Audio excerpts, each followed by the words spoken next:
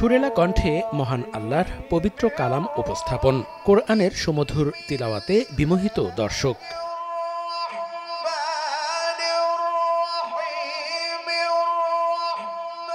আন্তর্জাতিক কোরআন তিলাওয়াত সংস্থার ইকরার প্রেসিডেন্ট, বিশ্বের প্রসিদ্ধ কারীদের অন্যতম বাংলাদেশের শাইখুল কুররা শায়খ আহমদ বিন ইউসুফ আল আজহারির কিরাত মন্ত্রমুগ্ধের মতো উপভোগ।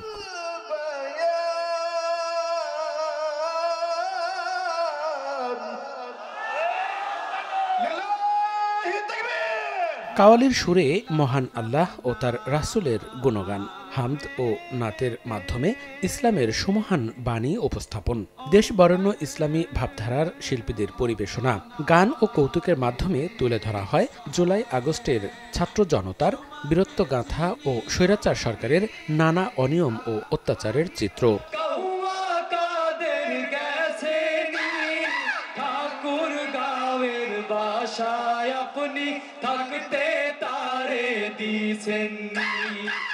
পটুয়াখালীতে প্রথমবারের মতো অনুষ্ঠিত হয়ে গেল কিরাত সম্মেলন ও কাওয়ালি সন্ধ্যা।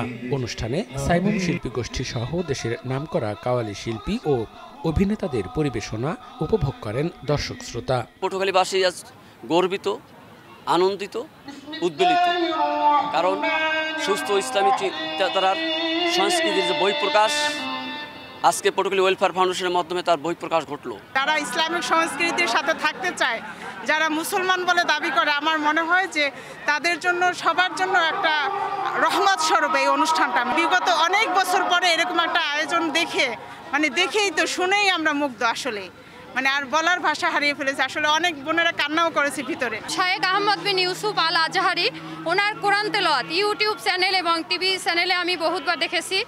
আমাদের পটুয়াখালীবাসীর সৌভাগ্য যে উনি আমাদের মাঝে এসেছেন। পটুয়াখালীতে এই প্রথমবার এরকম একটা অনুষ্ঠান আয়োজন করেছে, আমরা খুবই আনন্দিত এরকম একটা অনুষ্ঠান দেখে, কারণ আমাদের যুব সমাজ খুবই অনুপ্রাণিত হচ্ছে এটার মাধ্যমে। তারা পরবর্তীতে আমরা চাই যে এইসব অনুষ্ঠান আমাদের পটুয়াখালীতে আরও বেশি ধরনের হোক। আজকের এই আয়োজনে পটুয়াখালীবাসীর স্বতঃস্ফূর্ত সাড়া পেয়ে আমরা আপ্লুত, উচ্ছ্বসিত। পটুয়াখালীবাসীকে আমরা কৃতজ্ঞতা জানাচ্ছি আমাদের আহ্বানে সাড়া দেওয়ার জন্য। আমরা দৃঢ়ভাবে বিশ্বাস করি বাংলাদেশের যে অপসংস্কৃতির সয়লাভ, যে সুস্থ সংস্কৃতির মাধ্যমে তরুণ সমাজের যে সামাজিক অবক্ষয় হচ্ছে, এখান থেকে সুস্থ সংস্কৃতির ধারাবাহিক চর্চার মাধ্যমে আমরা তরুণ সমাজকে নৈতিকতার পথে ফিরিয়ে আনতে পারবো। জাহানের সরকার তুমি, নবী কমলিওয়ালা।